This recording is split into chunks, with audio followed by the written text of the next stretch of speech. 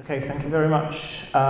It's a really honor to be here because those few years ago when I met people at Bali, I just found this conference really fascinating, and I would never think that in 4 years I'd be standing here. And thank you also for staying here because the weather is simply lovely outside, and I really appreciate that. Okay, well, I'll try to speak about those two things, creativity and technology, but I also think that the topic of this conference being working together, learning together is very important because I'm going to talk about not only working teachers, students, but students, teachers, different universities together. So I'll try to bring some inspiration. Well, I hope, okay, it is a different presentation. Okay. Well, creativity, that's all I can do at the moment. That'll be tough. Okay, good. So, creativity, first, I always say that, well, what I wanted to say was that I will be talking about creative spaces, creative thinking, creative, what was the other things? Okay, well, I just get to that. I hope that's, it's version from Monday. Okay, good. Well, how is creativity linked to teaching and to language? First, I would say that we would all agree that creativity, that language is creative because we never do a single thing the same way as before. Even if we say just single hello to somebody, it's always in different situation. We use different, I don't know, it's different purpose, it's a very different thing. So language and creativity somehow works. Then when I think about creativity in different areas, for example in the area of business and management, people talk about creativity that it is about change, it's about thinking into a new system. And here, I would like us to realize that actually language is a system, it's a system of thinking. All of us, we have our mother tongue or language one in our heads, and when we teach a different, and when we learn a different language, we have to start to think differently within that system. And this is part of it, what I also think is important. And later on, I hope I find some of the slides there. And then, of course, all of you know Ken Robinson, so he says being creative involves doing something. And I think this is just great because whenever we speak, whenever we write, whenever we listen to somebody, we do that thing that we are supposed to do, communicate through language. And it means that we have the advantages, teachers of language, that we always are doing or dealing with a thing what we are doing. So creativity, of course, has a lot of definitions. And the definition I'm using is, let's say, fusion of different perspectives of different psychologists, let's say. So I say that creativity is a natural function of intelligence of every individual that takes many forms, has different levels, and draws from a variety of capacities. Now, I would say that what is important in here, that we don't talk about creative or uncreative people, but we simply all are creative. It just depends on the, environment around. Of course, all of us, we have different levels of creativity. We are creative in different ways, but it is something that is important to say that my understanding of creativity is that we are not individuals who are or who are not, but we are in creative situations or not. Okay, then this is just this is a slide I can skip because it is just a theory in vision, that creative approach to language teaching. And here, what I want to talk about first, this new slide would be told about framework, okay? The framework, it is important to talk about frameworks because especially for teachers of EAP, we need to have some space, some structure wherever we work. And this Mihai Csikszentmihalyi's ideas are about system. We have a system where creativity can appear. And if you think about it, there are three areas. This is domain, field, and person. The domain is the the culture, the general environment, whether it is procreative or it is not. We are really lucky that we work at universities, because despite the general attitude of some people that universities are old conservative institutions, we can simply see that, of course, what is happening inside of universities is well, a lot of new ideas, new inventions, new research, novelty going around. So this is a very pro-creative environment. Then the second part of Csikszentmihalyi's system is the field. And the field means that there are the people who can influence what is going on and what is valued, actually. And this is us, okay? This is us as language teachers.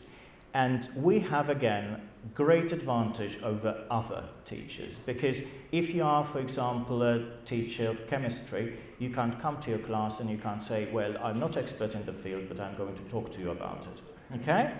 While we have this great advantage that we can say, look, you are a great chemist or chemist to be, I am a person who can help you with your language, how to sell your research, how to communicate your research to the world, how to deal with your, I don't know, peers or professors, whoever. So we have this advantage of being able to actually negotiate what is needed and somehow to find possible ways of creativity or characteristics of creativity in our students.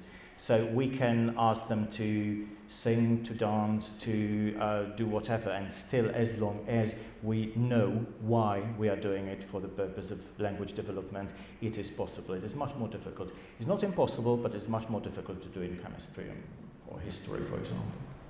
And the last part is the person. And the person, of course, it is the individual learner who comes to our classes, and they have their own characteristics, they are creative in their own ways.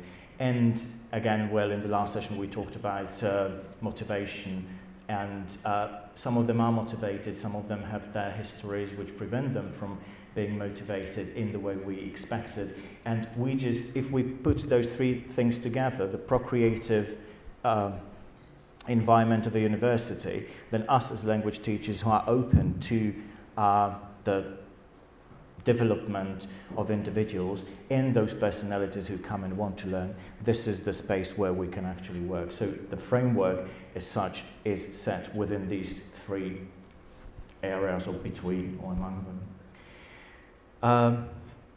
Then when we have the framework, we have to think about thinking.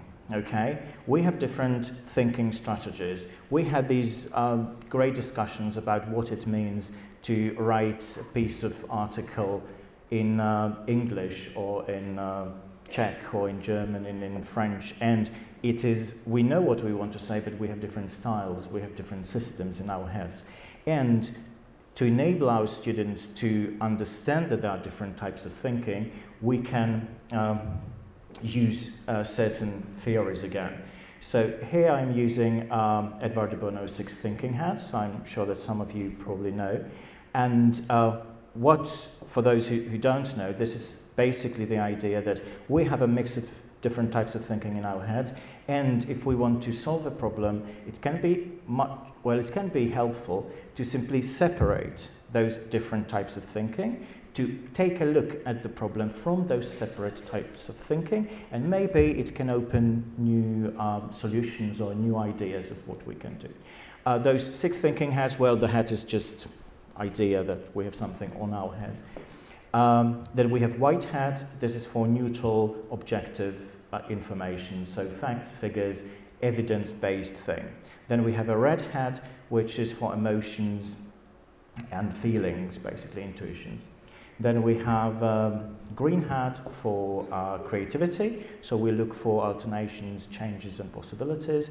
Then we have yellow hat for positive thinking, what is good about any type of situation. Then we have black hat as the devil's advocate. This is kind of a problematizing approach, looking at what the problems around are. And finally it is blue hat, which is about organization, how to organize certain things.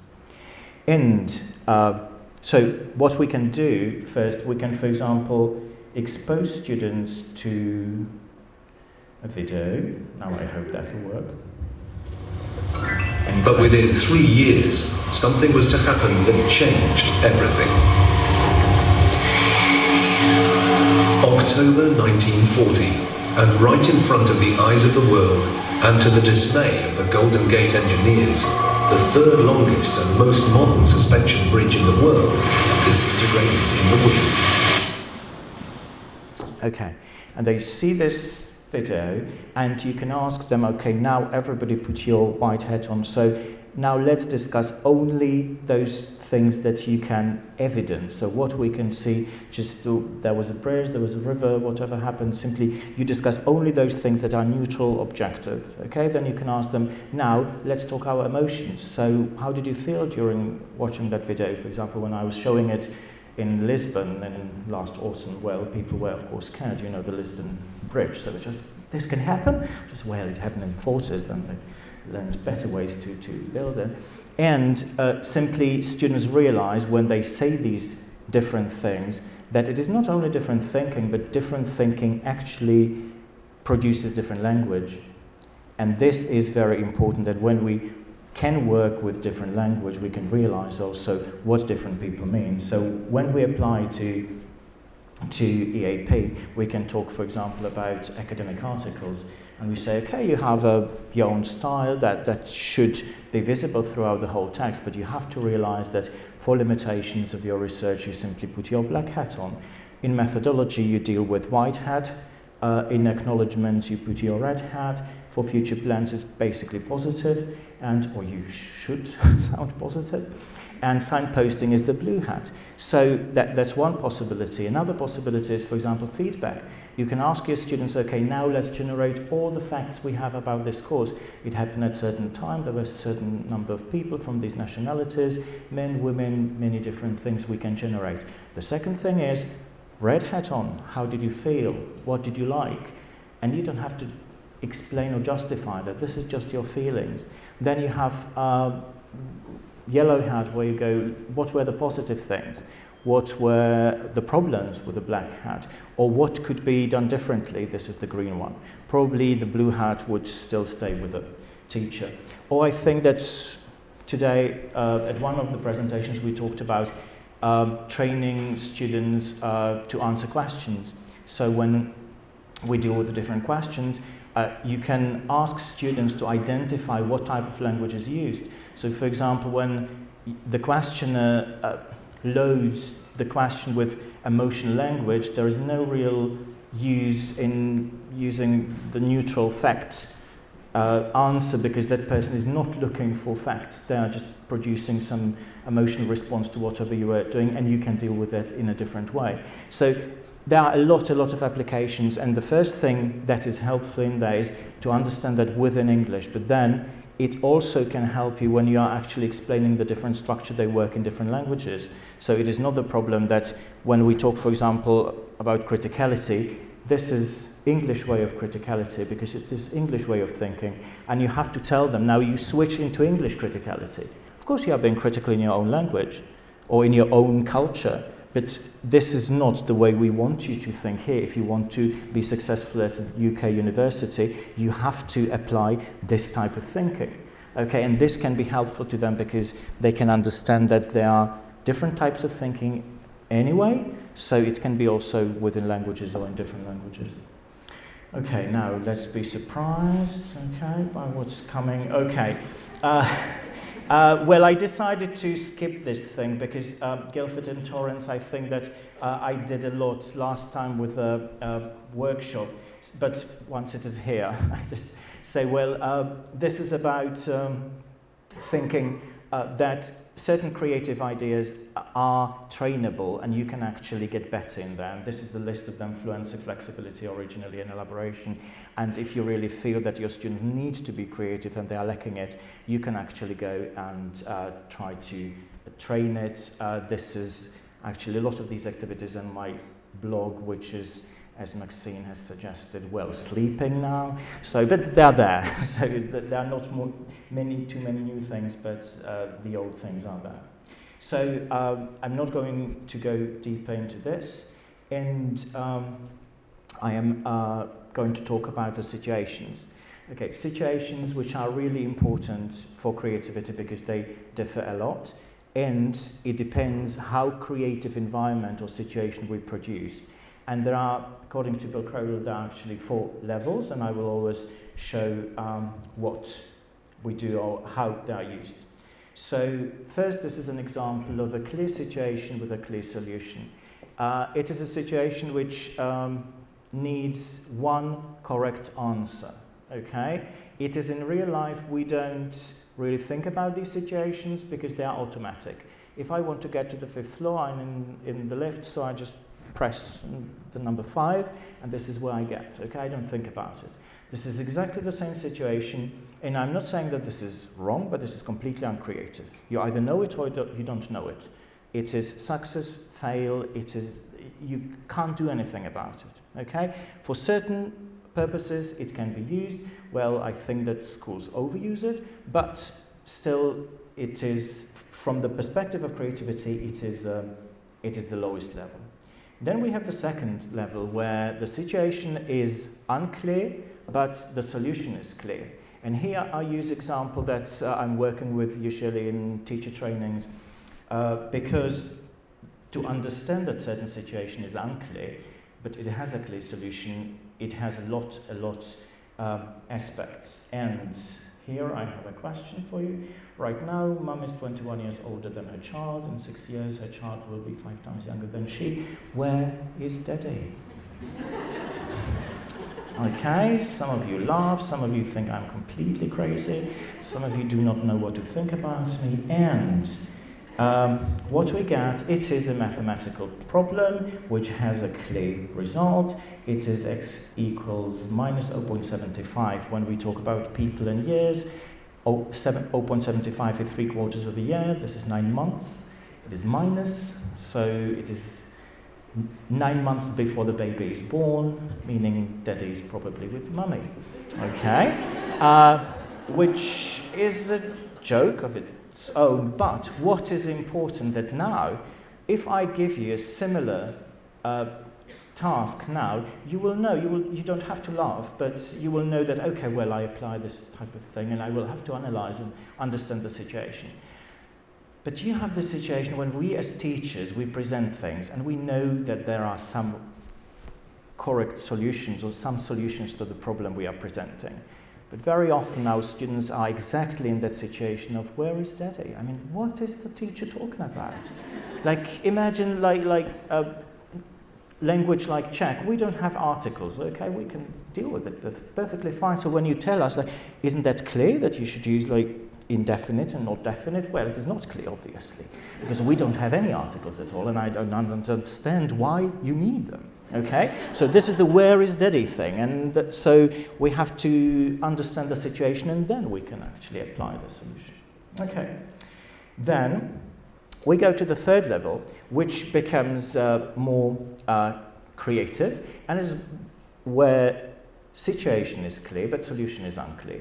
It means that we don't look for one correct solution, but there can be hundreds of them. The typical example is something what all of you do. It is, for example, setting a writing assignment, meaning, well, there is a title, you have number of words, and write something, okay?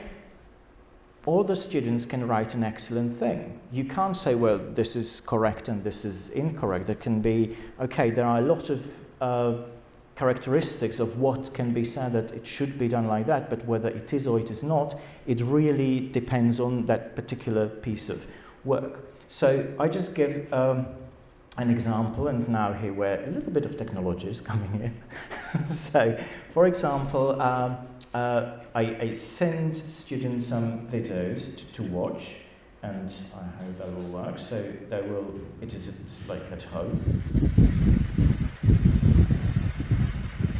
There it goes. About 10 seconds. Isn't that amazing? And it rotates seen from below clockwise. Okay. This terms. If I apply a force down on this side of the wheel, I create a torque. Now torque is force times the distance from the rotating axis. You could call it R. So torque is the force applied times the radius away from the turning axis. Now what's the direction of that torque? Well, we actually use a right-hand rule to define this. Okay, so now you know we talk about torque. Well, and the task for students is watch those two videos and say which one is more understandable for you, which one is clearer. Okay, so what they do at home, of course the videos are much longer, these are just parts. And they come, and of course there is no correct answer. Some say, well, video 1, some say video 2, some say, well, both are more or less okay, some say neither. The pedagogy or the methodology behind is that basically I want them to know about the talk, okay? So I send them outside of class. I don't have the time, I'm not a physicist. Okay, well, they can learn it on their own. They get two sources of information, two different people are explaining the same thing. It is not only speaking, it is video, they can see how that works, and they are not, their task is actually not, so well, think about the vocabulary, think about the explanation, but it is compare the two things. So also they are asked to do something which they should consider as useful. They could work later on with something that is clearer for them, that works. And what we do then in class, then of course we can play the videos again, but without voice, without sound, so they can do the voiceover. Again, this is the third level, so they are not asked to say exactly what the people said, but theoretically they learned something about talk and they should be able to more or less explain what's going on and how that explains. The good thing about it is that, well, I'm not the expert. I don't need expert at my university. These days, of course, there are thousands of videos for any EAP field, let's say, or any field that students study. And I can also focus only on that language that they're using, because we can talk about what is actually clearer. Okay, you didn't understand that because or because of something else, and we can focus on the language while they are still doing their own field. Okay, and then we have the fourth level, which is the most creative one. It is when the situation is unclear and the solution is unclear. Basically, something must be done. We don't know what's going on really.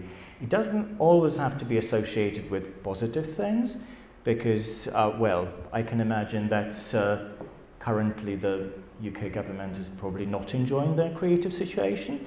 Okay, they do not know what Brexit is. They do not know what to do, and still they have to deal with it. From the creative perspective, is the best thing, okay, you can get, okay? You have to be creative at that moment. Okay, so some students like it, some don't, okay, in class. So that's why also it is important to know that there are levels. So to throw students into the situation of fourth level of creativity right from the beginning doesn't have to work, but unless you know the students that they can do it. And I will show later that in some courses it works. And of course I will show it also here. I will give you an example from a session that was based on a film called El Método in Spanish, and it is about a group of 6 people who are at an interview for one day and who are simply trying to get a job. And they do different types of activities. The students, of course, do not know the film, but they go through a similar type of activities. This course has been prepared not for an interview kind of language, but for project proposal, negotiations, creations, and this kind of thing. So before we met for that one day, what they had to do was they wrote their CVs, project proposals, well, suggestions for collaboration and this type of thing, and then we met for the day, and during the day we were dealing with the situation. So I'll just show you the first, well, there will be 4 videos now. The first 2 will be about the level 3, which is still okay for them.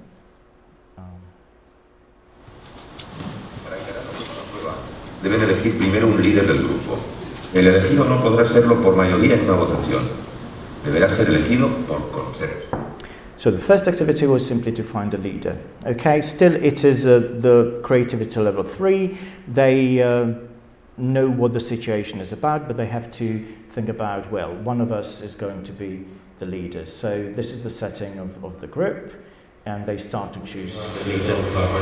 I thought about Lenka and Libor that he would be the best person for being leader.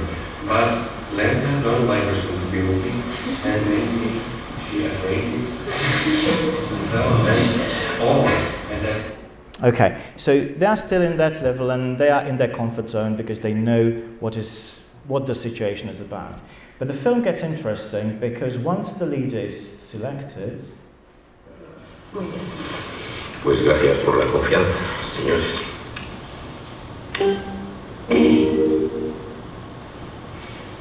Pero Julio, ¿este eres tú, no?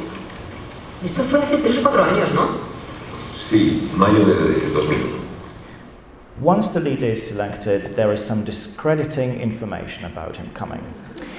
There was one thing that's in their materials, what the students had to do, and next to their CV and other materials, they had to write a short paragraph that was entitled My Greatest or My Biggest Professional Failure. Okay, they had to explain what they did completely wrong. So when this Pavel, this guy over here, was elected selected as leader, I'm just presenting the idea that now I have a piece of information for them. I have some information about some professional figure. And I want to show you this professional figure. And I want you to think about it when you read it and find out what's we all know. And okay, and what is the task now is basically that they have to realize whether they want still Pavel to be their leader, based on, well, comparing now the new information, or whether they want to choose a new leader.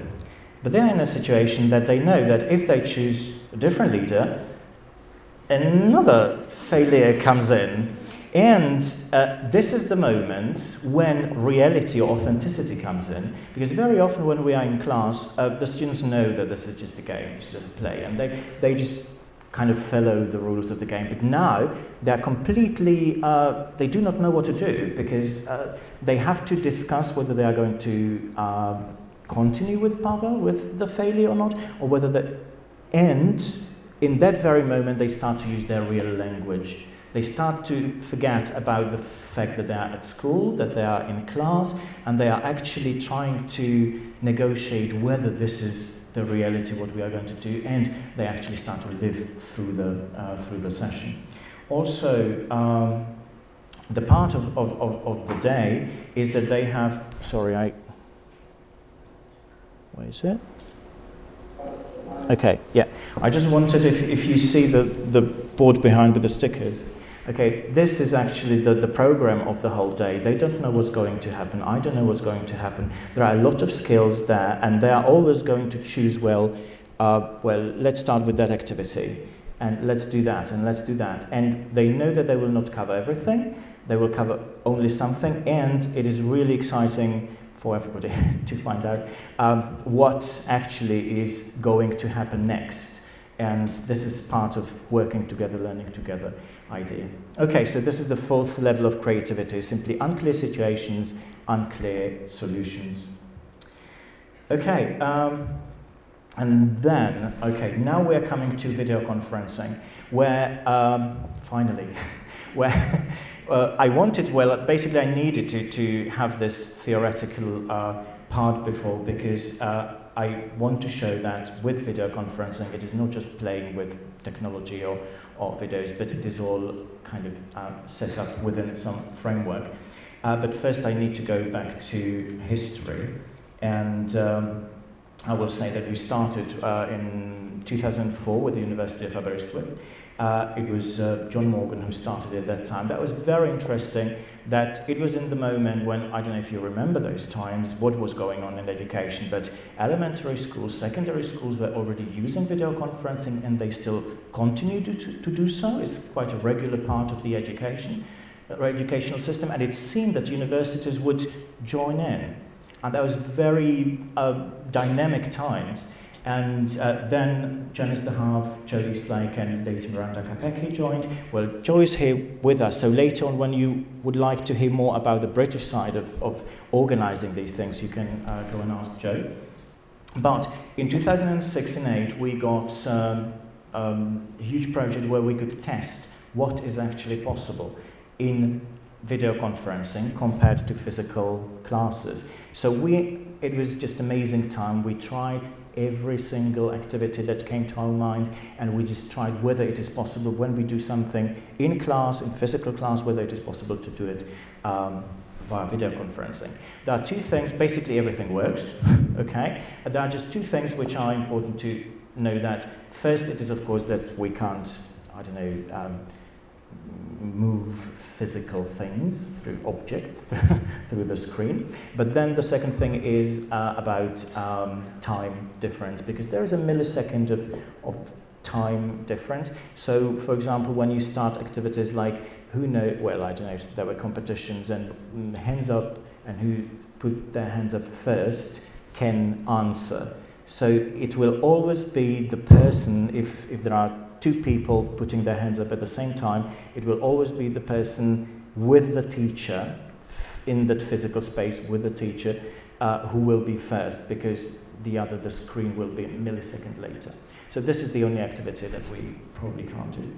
And if I should talk about things that we do currently, it is basically a lot of simulations. So typically it is simulations of international law cases. For example, our students of law, they meet regularly with the students of Helsinki, and they come up with an international law case. When Brno students have one position, Helsinki another, they prepare for it and they simply simulate that thing. Then we have simulations of business negotiations, for example, with the University of Paderborn in Germany, and simply with many other countries. It's interesting that what we tested was we started some video conferencing with the US and Canada, but it was not really good due to the time difference, because it was always like morning, evening. So we came back to Europe, so now it is like, Germany, Finland, the UK, Spain, many other countries. But for example, we started to work with China, and with them it somehow works, that we can have it is a huge time difference, but it still works. Then we have intercultural sessions, a lot of different activities, again, different types. And I will comment on it a little bit later, because the interculturality via video conference produces different results than if you have an intercultural class in one classroom. And then, of course, we use video conferencing, for example, for specific skill sessions like academic writing, giving feedback, discussing text, or for academic presentations. This is working with, inviting audience that students do not know, so that they know how it is, or what it is like to speak to people they don't know. Or some of them, they really want to get better in video conferencing skills, because of course they know that they will be, for example, interviewed via video conference, and they do not know how to behave, what exactly to do, what to wear, and many other things. Okay, so going back to the interculturality, this is a very interesting situation. When you have a group of students in your class, all the students know that they are in the international environment. All of them are in Britain, so hardly ever you come up to these deep discussions or automatic discussions whether it is your local culture answer or international culture answer. But if you are doing video conferencing, people feel at home. At least they feel that they are communicating to somebody who is not in that particular outside of their home culture, like being in the UK. So such an innocent question like, how old are you, doesn't bring the answer 20 or 25, but question, do you mean international or Korean age? And then you have a lovely time to discuss what you mean. There are different ages, okay, we didn't know. Or you would have, again, English is lingua franca. So the people, for example, there would be a German student in the Czech Republic who would be talking to students in Britain, and he said, we are going to Mensa later. Of course, they would be like, what do you mean by Mensa? And of course, all Central Europeans, the student canteens are called Mensa in German universities, in Czech Republic, Slovakia, Poland, everywhere. So, because in the Czech Republic, this German student is actually using English as lingua franca, not as communication for English universities or in Britain. This is pretty normal, but of course for people in the UK, they've never heard about that.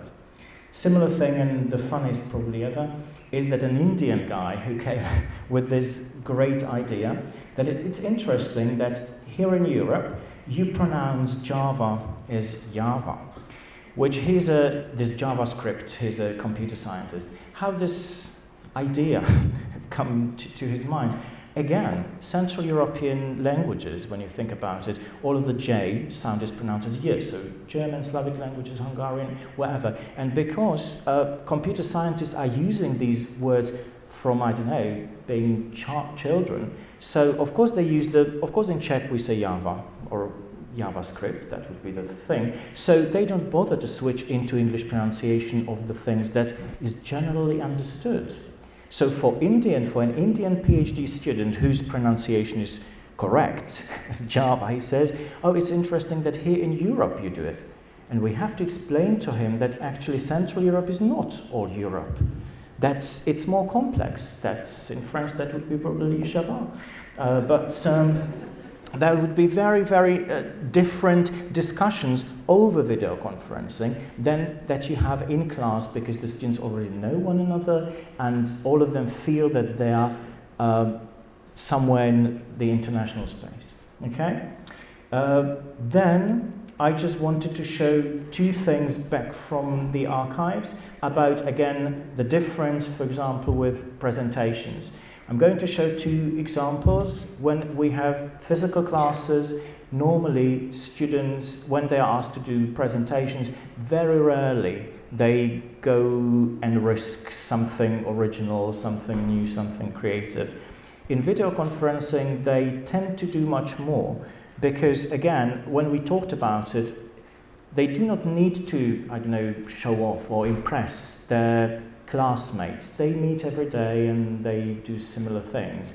But when they feel, some of them, that they can actually show what they can do to outside of class people, to somewhere else, to people somewhere else, they go and show different things. So for example, this was about rhythm, pace and music connection presentation. So I hope this will kind of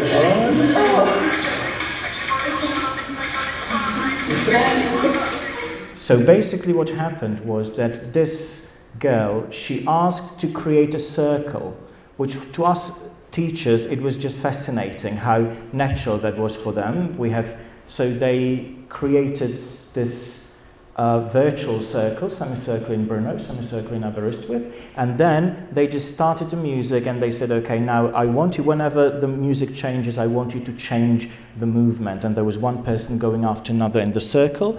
They didn't have any problem in like switching from Brno to Aberystwyth.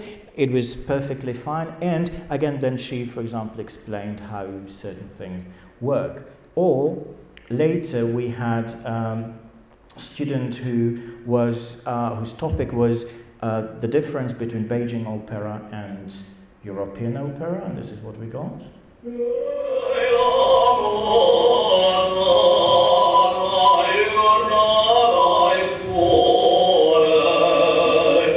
Can't see it properly, but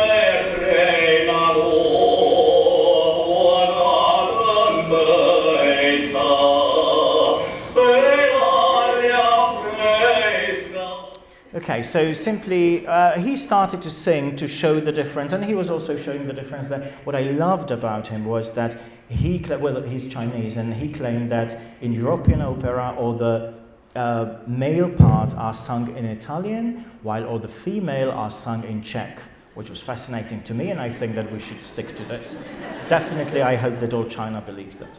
Okay, and when we talk about this change of dynamics, I will move to the idea that we should open our classes more to the, let's say, to the world around, and we can actually ask our students to work with more complex situations, because again, when we talk, for example, the motivation thing, that our students do not live in the world that they go to school and then they talk to us in classes and they leave again and study on their own, but they are in constant interaction with the world around. So, for example, with the video conferencing, we tried, of course, to use blogs,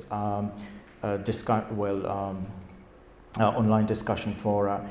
We used Facebook for formal and informal groups communication. So we tried all of it. And I will just give you an example of one course that includes that all, and that is definitely the level 4 of creativity. And the course was called Key Competences in International Academic Communication. There were 15 students from different countries in Masaryk. It was in the period of an autumn term, and they were actually working in 3 parallel tracks. They were communicating with students in Argentina, in Sweden, and in China. In the introductory session, they came to of course they knew what the course could be about, but they learned there that we will deal with no theories, so no Hofstadters, no Lewises, no Hallidays, whatever. Simply, you will do the thing first, and at the end of the course, you will give 15 tips to international academic communicators, to people who would like to do that. And the Bahia Blanca tract, Argentina, was focusing on research and on asynchronous communication, academic communication and peer communication. It was completely outside of class. We only discussed things, like reflective things in class. What they did was they wrote a piece of text, 1,000 words about their research or anything from their field. Then they recorded a spoken summary, or we call it summary or paraphrase. Simply, the thing was they read the text from their peers in Bahia Blanca. They didn't know, they've never heard of, they've never seen, they've never met, and they should simply explain what they understood, how they understood the text. And of course then finally they gave the feedback, and we discussed it. So for example here, I don't know, can you hear me? I'm Ricardo. I've read your academic paper. I enjoyed it, honestly, also because I have had the possibility to figure out several aspects about snails that were quite unexpected for me. Okay, it was really great to compare how you write academically and then how they try to comment what they understood, because it was from different fields, so it was interesting. Then the second track was with the University of Uppsala in Sweden, and it was focusing on intercultural communication only, and it was only synchronous. So the students met 4 times via video conferencing, and in between they were working in mini teams and communicated either via Skype or in chats. So there had to be that they couldn't use any asynchronous communication. Of course, they used sometimes, but supposedly they were not. It was really interesting because, again, they were dealing with different situations, they were communicating, and again, at the end, they just reflected on how the culture is perceived or presented by the culture members and what it is in reality. Okay, so for example, with the Swedish group, that was lovely to see what they were saying, how tolerant Swedish culture is, and then when our students wanted slight modifications of what we could do, there was no tolerance at all, because that was another surprise. They were surprised, the Swedish, that our students, that we have very formal culture of approaching people. So for example, I wouldn't be called Libor in our culture, but I would be called Dr. Stepanek. But that Stellan, who is their teacher, they said that they're completely equal, okay? The reason why they didn't want to do anything differently, the Swedish group, was because Stellan said that it must be done like this. So no negotiation, no discussion about it. While my my students would come and say, Dr. Stepanek, could we change this, and could we do that, and could we do that? So the style of approaching people can be completely different to the real happenings or what is going on.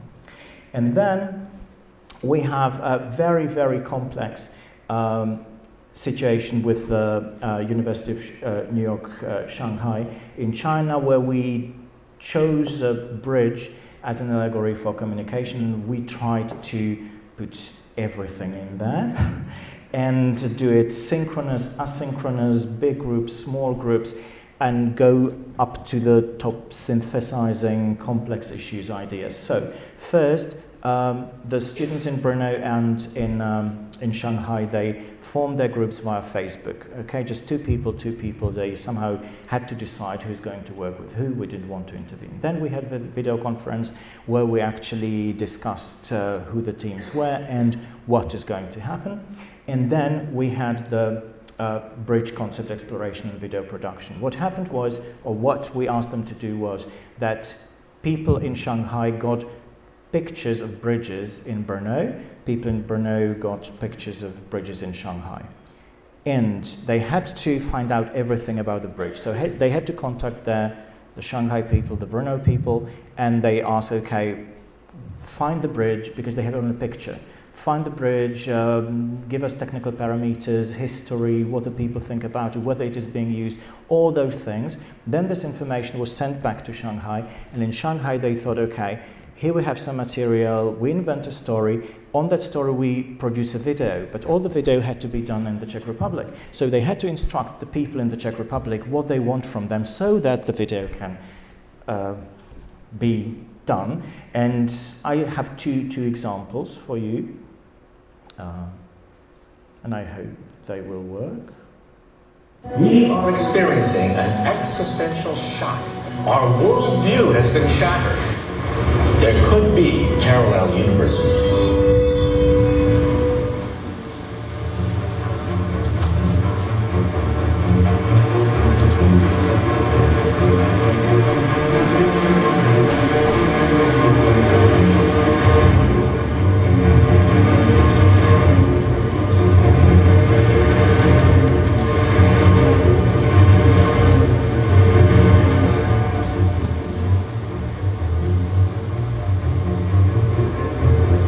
Okay, so Brno in Chinese eyes, number 1, number 2.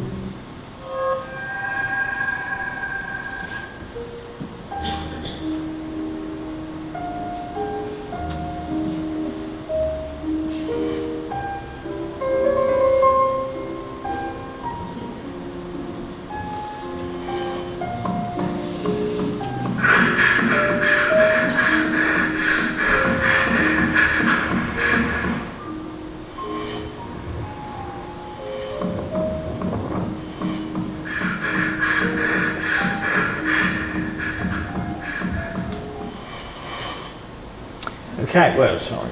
Well, it doesn't matter. Okay, someone else. Okay, yeah, whatever. I was just showing these things, not because they're wonderful pieces of work, but just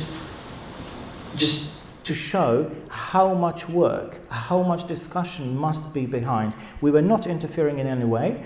And the students had to say, okay, we have this idea, please, could you record, I don't know, this film? Could you send me some pictures from your childhood? Could you do that and that, so that we can edit it? And that was going on for a month and a half, and these, well, some of them were of this quality, some of them were of much lower quality, I mean, as a piece of film, but it was not the case, I mean, the task to do like a perfect video thing. The discussion behind, or the communication behind, was important.